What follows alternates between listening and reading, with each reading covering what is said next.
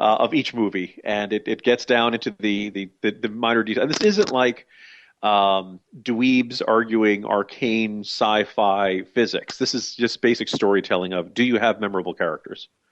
Do Right. people relate to the characters? Do they like the characters? Kind of, basic points like that. That just basically in the intervening couple decades, George Lucas's storytelling instincts just failed him, and now it's in the hands of somebody else who clearly grew up on it the way we did, and just on those, based on those little couple of seconds of footage we're getting, obviously a lot of it's the music, a lot of Do it's you trust? Do you trust J.J. Abrams with your Star Wars? That's a really good question, and a lot of people had look. When he rebooted Star Trek, one of the fascinating things that he mentioned in the DVD, I enjoyed those movies. yeah, is that he talked about the need to look at what Star Wars did right, and he talked about visually the sense of momentum, the sense of excitement, the sense of danger.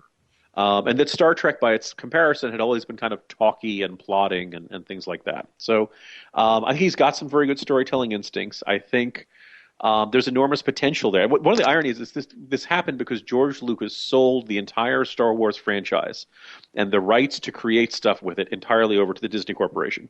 I still can't believe he did that, by the way. I know they wrote him a big, gigantic check, but wasn't he rich enough? Yeah, but what's kind of fascinating is that if you're done with it, you're done with something that is an enormous money-making franchise, merchandising monster. My kids Creatively tapped, etc. yeah, that why not hand it off? You've done it. You've told all the stories you want to tell with it. Let somebody else play in the sandbox. And based upon this, also coupled with again, I emphasize these are things that I watch with my kids. I don't watch by myself often. I think that's great, by the way. That last part, that little mumbling, often. I rarely watch them without the boys in the room, often. Nobody believes you, Jim. I'm just putting it out there. You can keep putting these qualifiers on and that you're watching this because the boys, but we know better. They do a cartoon series called Star Wars Rebels, which is an animated series taking place. No, they don't. What? Yeah, they do every day. I see it on my TV guide every day. Yeah. Oh my God! All right, continue. You see, Mickey White was not aware of Star Wars Rebels. I'm sorry, it's not. I was not. It's on Disney XD. It's a Disney production, but it's a pretty good one.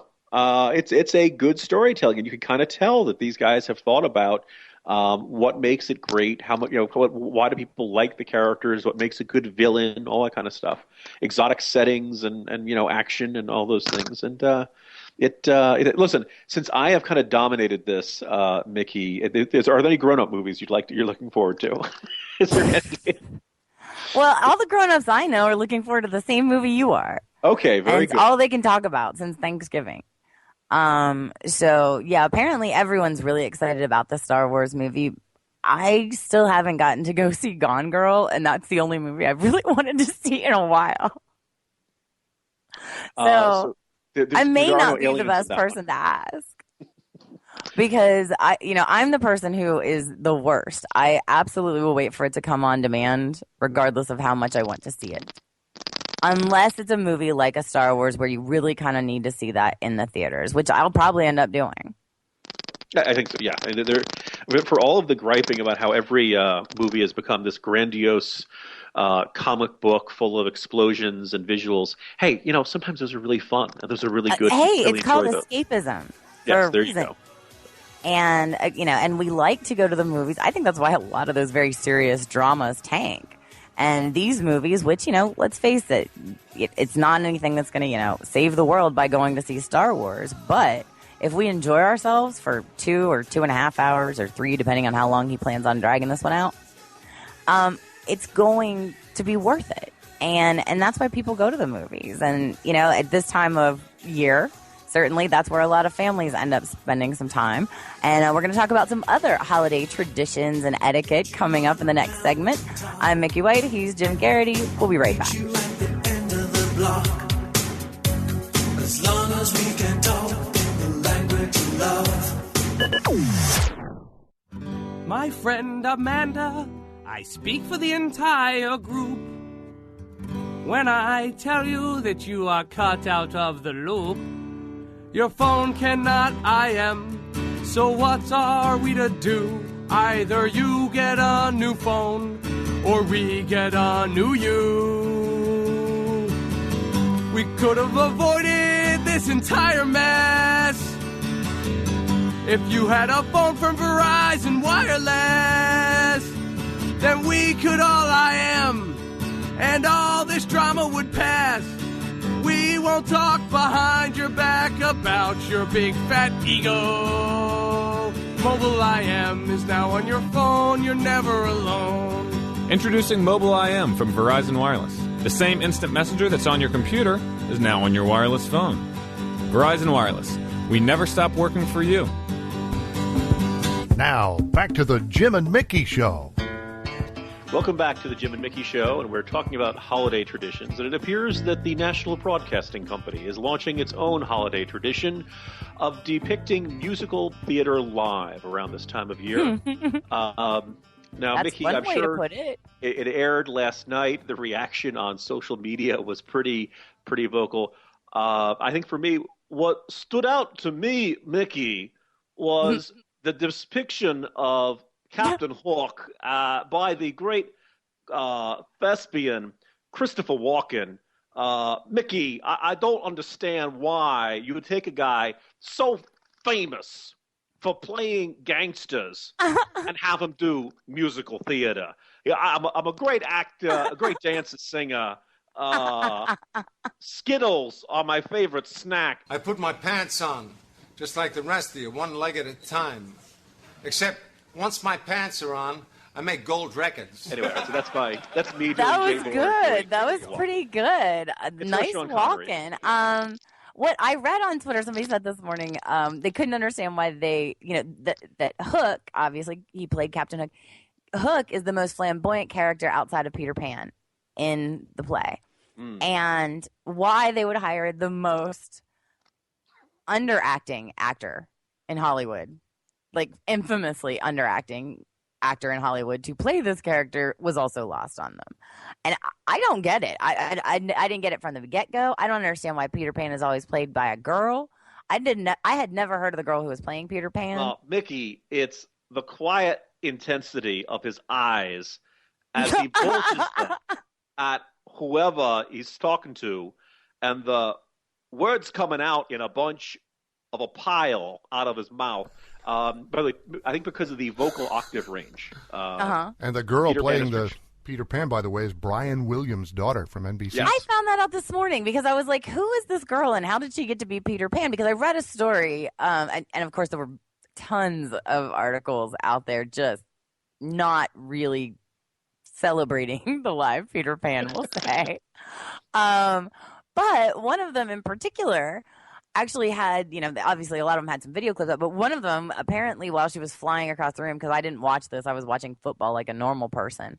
But as she was flying across the room and she hit the wall, and of course it's live. It's an exhausting performance. You're going to hit the wall at some point, like running a marathon. Except for she literally hit the wall as she was flying across the room. And I'm like, you didn't practice that? They said they've been practicing this stuff since like August. You Nobody knew, like, hey, pull up. Don't let her hit the wall. Flying. I flew in that music video from a couple of years ago, dancing. So once you start doing Christopher Walken, it's very hard to stop. I'm just going to be speaking that way. I prefer your Sean Connery, but I'm not even going to get you started on that today. Understandable. So the observation there is that, look, here's one thing I want to kind of admire NBC for trying something different. Well, because they all have, a lot of the holiday traditions involve watching, It's a Wonderful Life. Some people like that terrible movie with those flying monkeys. Mr. Boss, yes. Yes, that movie. Terrifying movie, that one is. And, and of course they have all of the, Rudolph will be airing and Frosty will be airing. So, TV has kind of become part of the holiday tradition. And hats off to them. But last year, as much as people were upset with apparently, taking on the Sound of Music, at least they hired talented people that we were familiar with to play the role. People know who I am, Mickey. Well, I am other than Walken, though. Movie star. Other than Walken, nobody knew who Peter Pan was. Yeah. nobody's familiar with her, and she may be Brian Williams' daughter, but that doesn't make her a star or capable of handling the show. And for the previous year, Carrie Underwood, now there's a name. Yeah. Everybody knows she can sing, and Vampire Bill was on there with her. It was awesome. There you go. See, here's why it may not have worked as well as they hoped, and I think Ed Morrissey, a hot air, put his finger on it. When you watch live theater, which I don't do terribly often, but when you do, the actors feed off the audience. The audience are kind of connecting because they're seeing somebody live in front of you in 3 dimensions. When a television camera just can't mimic that same effect, and so live televised productions of theater just rarely pack the punch of seeing it right in front of you. And I think it's just I would agree with that. I actually I love live theater and generally hate it when it's on television. But I will go see almost anything, and even musicals, which are probably my least favorite. But I will go see them. And one of the things that they also do in a live performance is a lot of times, as you said, they key in on the audience, but they play to the audience. And, depending on what reaction they're getting. And there's no feedback if there's, no audience per se or what have you. And the people at home are just like, oh, my God, this is horrible. Yeah. The reaction in the studio probably wasn't the same. And what's here's a good example of this. The least funny or important thing about Saturday Night Live is that it's live. Right. Right. I mean, it's nice to have the in-studio audience, and maybe the issue was that they didn't have an audience they were performing in front of. That because of the staging of the different sets and things like that, they didn't, and there wasn't maybe they needed an audience to feed off of and to give the energy and all that stuff. But I don't know. I haven't watched it. I'm not going to. I did watch the clip of her hitting the wall. How could you not watch that, Mickey? I will admit I might try to look up a clip to see Walken, because let's face it, he is not Dr. Hook. Yeah, he is not Captain Hook in my head. I didn't spend all that time in Hook Medical School to just be called. Please respect my rank in the pirate navy. Yes, Captain Hook. Oh, dear God, Jim Garrity. So did you watch it?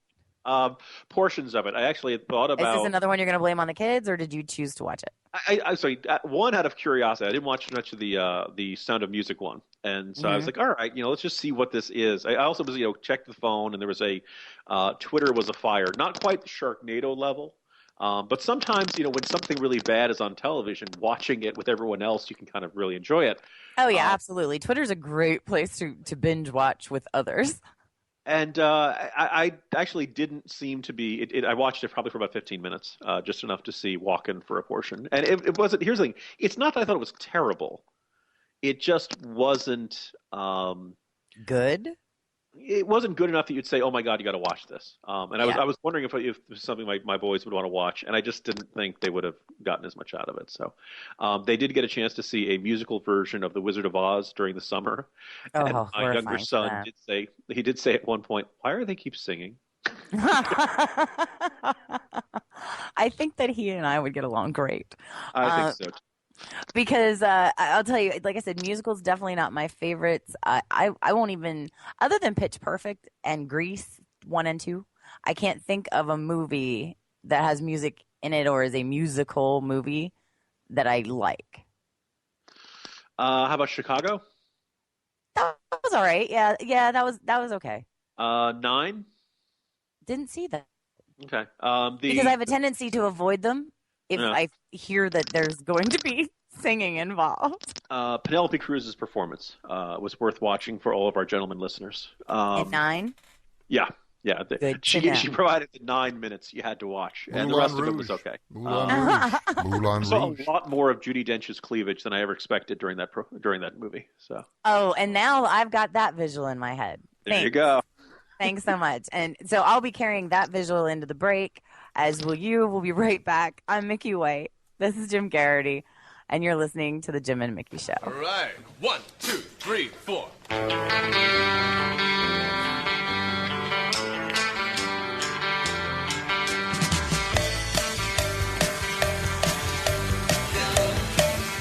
wait! Stop. First, could you come in here for a second, please? That was going to be a great track. Guys, what's the deal? Are you sure that was sounding okay? I'll be honest, fellas, it was sounding great, but